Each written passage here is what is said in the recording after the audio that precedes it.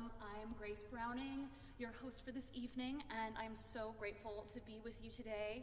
For those of you who are just meeting me, I am the principal harpist of the Rochester Philharmonic, coming to you from Rochester this evening. I also play with the Santa Fe Opera, and I am new to the faculty of University of Denver.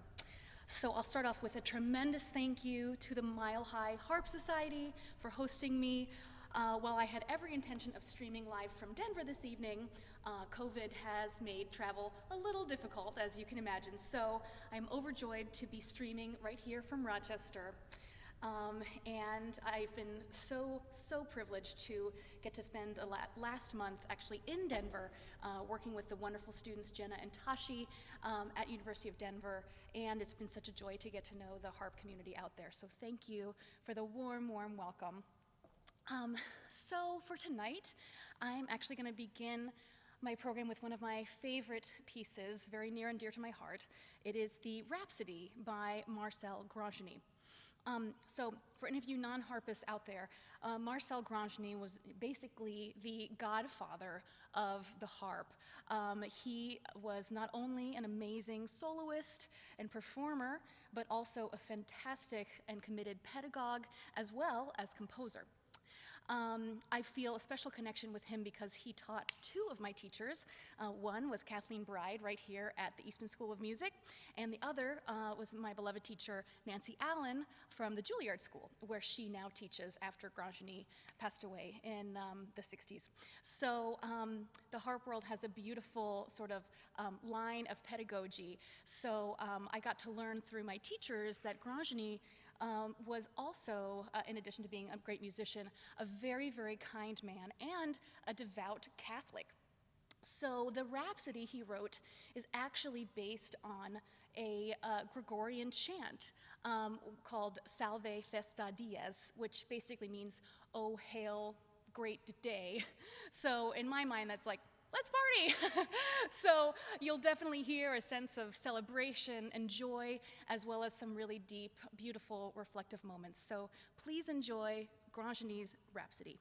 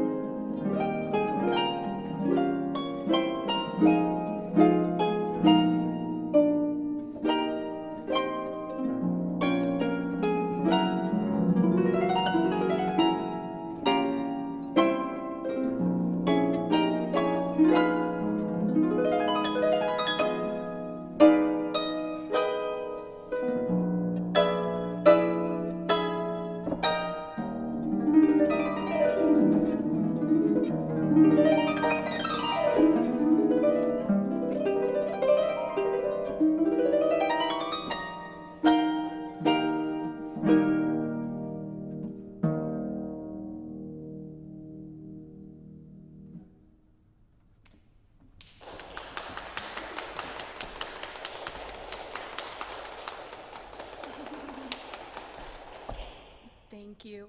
You want me to move over? Yes. This too, yep.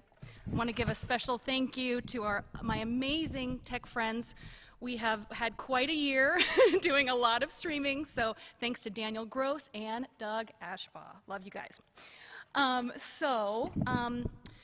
Speaking of Marcel Grangeny, one of the beautiful things about being a harpist is that we have a lot of transcriptions, which is to say that we like to steal music from other people. The reason for this is that, you know, the harp that you see up here today is, of course, is very different from the harp that existed, for example, when Bach was alive or other Baroque composers. So, when this harp came to be fully chromatic with all the strings and all the pedals, then finally composers started to write new music for it. And to make up for those Baroque days, we often just take from piano or harpsichord pieces. And one of my favorite transcriptions is one by Grandgeny called the Toccata by Jean-Baptiste Loyer. Now, funny story, there are actually two Jean-Baptiste Loyers. One is from Ghent, and one is from London. So I actually don't know which one this is, but I'm gonna go with the Ghent one because that sounds pretty exotic. So this piece, it sits so beautifully on the harp, and what I love about Marcel Grandgeny's arrangement is how he uses special effects on the harp, like PDLT, près de la table, for kind of more of a close to the soundboard sound, and then you also have beautiful harmonics for these little like bell tones, so they add a lot of color. One of the great challenges to playing Baroque music is that it's often very busy. It's a lot of 16th notes, it's a lot of harmonic motion, it's very, very busy. So I was working on this with one of my students recently, Jenna, and so we kept having to find places where we could stop and breathe. Because the beautiful thing about Baroque music is that it's still very much an art of rhetoric. You know, I play the harp, I am so glad to be here, oh, it's so nice outside, and it's time to play the harp. And later on, I'll do a master class, so on and so forth. So it's a really fun challenge to, you know, create space and phrasing in all of these beautiful, beautiful phrases. So please enjoy the Toccata by Loyer.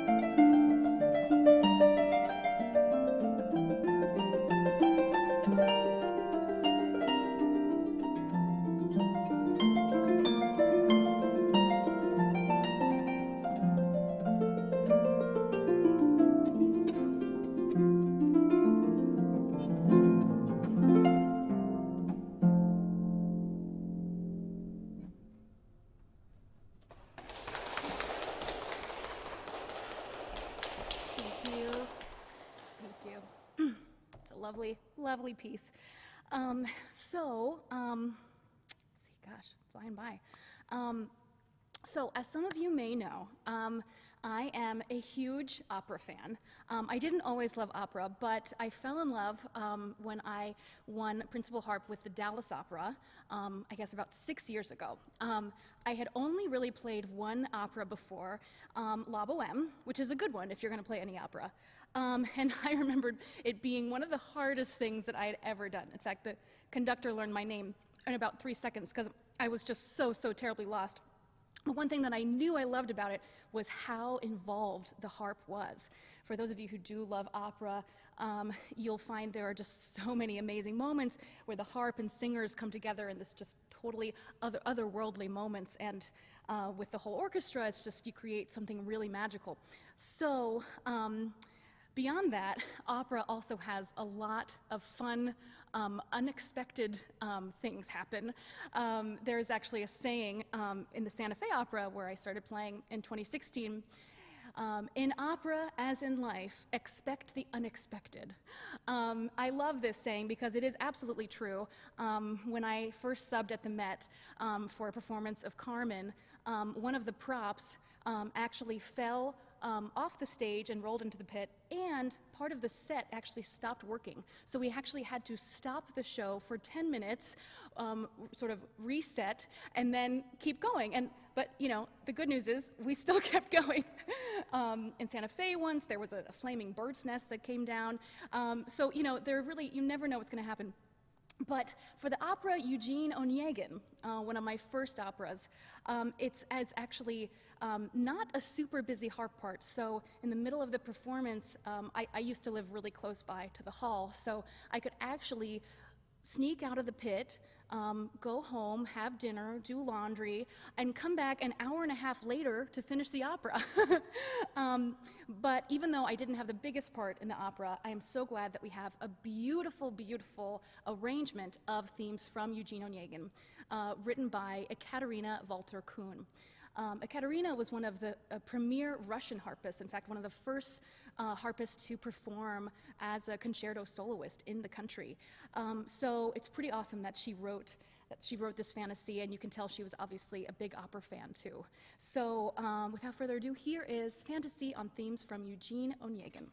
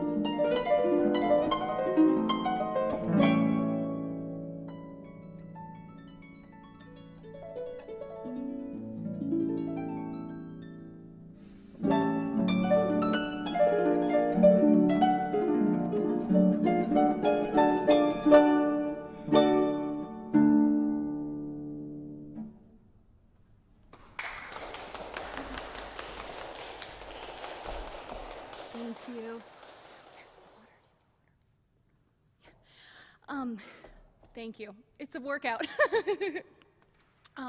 So yeah, one of my favorite pieces, absolutely. So for the next little section, I thought we might take a little turn into something contemporary. Thank you. Luckily, I got this in Colorado, REI. Oh yeah, lots of hiking out there. I'll just leave it. Thank you. So, I would be remiss if I did not include a contemporary piece in this program. After the harp, had its little bit of a late bloomer start, it is now absolutely a standard part of all repertoire.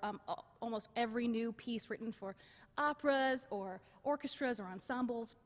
And particularly, there is quite a lot of beautiful harp solos being written, not only by composers of all different backgrounds, but also harpist composers today. So one of these such composers is the amazing Caroline Lisat, who is a French-Canadian harpist who wrote one of my favorite pieces of all time, Suite Galactique. She uses the harp in a way that really no other composer really has, and part of that I think is due to, of course, just the really intimate knowledge that harpists have of their own instrument. And through this, she does really, truly create these otherworldly sounds. The movement I'm going to play for you is the exosphere, which is the first movement. The exosphere is actually basically an interplanetary part of the, okay, I'm not saying that's right. It's basically a part deep inside the Earth where galactic sort of interplanetary space exists. So it starts here in like the hotbed of the core.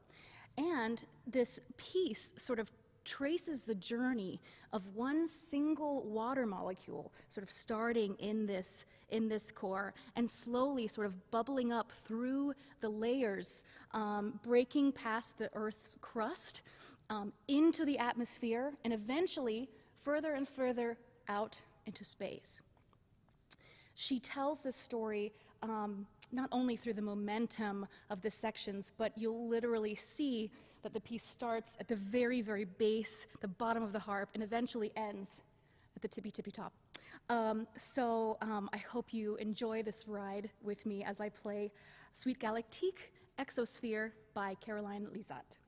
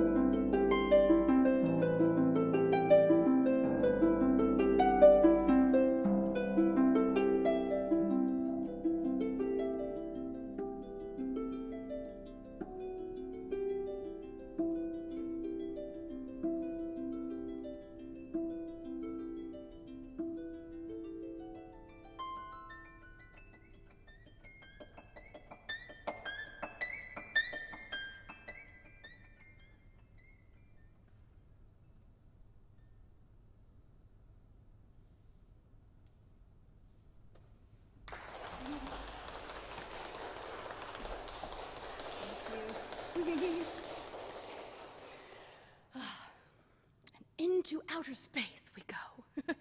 No, actually, we're going to come back to Earth for the last piece. Again, this has been such a tremendous joy to play for you. Tomorrow is actually my birthday, so I can think of no better way to spend this weekend than sharing my favorite music with you. And this last piece really does feel like a big party. This is the introduction, cadenza, and rondo by the amazing harpist Elias Parrish Alvarez. Interesting fact, Elias did not originally have that last name. It was something like Smith. And then he was just so extra and such an amazing harpist and composer. He actually became the Vienna Philharmonic harpist, and he toured extensively all over Europe. Eventually changed his name to Parrish Alvarez, which is, you know, definitely pretty glamorous. He was also really, I mean, he had the face of a Backstreet Boy. I mean, really good-looking guy. Sadly, he only lived until the age of 40, and then I think he got sick and there some like the riots in Paris or something. But he left us with an unbelievable collection of virtuosic harp music that really no one had done before. Actually, Hector Berlioz called him the Liszt of the harp. So it's cool that we have him. So so again, I will play this, and then I'll talk to you again. Okay.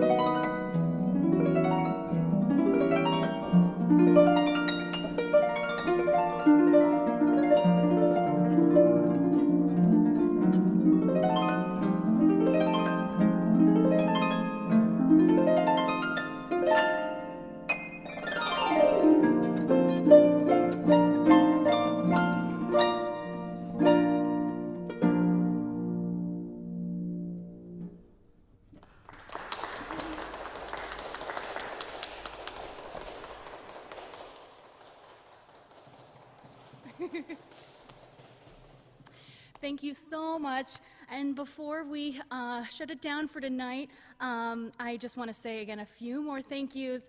Thank you to the Mile High American Harp Society chapter. Really, it's been such a joy to get to know you, and I can't wait to see you guys again in person. I also want to thank Peter Dubois and the Third Presbyterian Church for having me at the last minute. It's such a joy to play in this beautiful, beautiful space.